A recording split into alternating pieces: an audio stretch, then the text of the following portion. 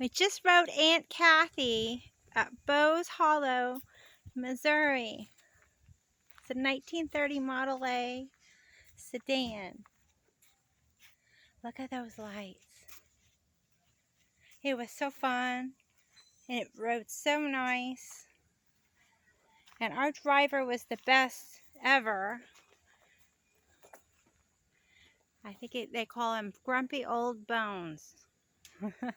But he's not grumpy at all. He's pretty awesome. But look at this. That's original seat, he said.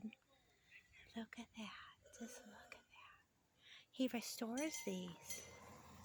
Now he just does it for family, he says. And look at those tires.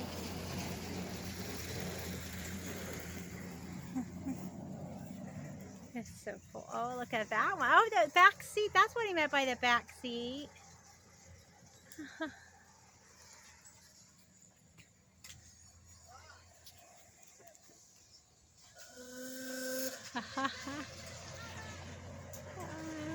There's Lynn.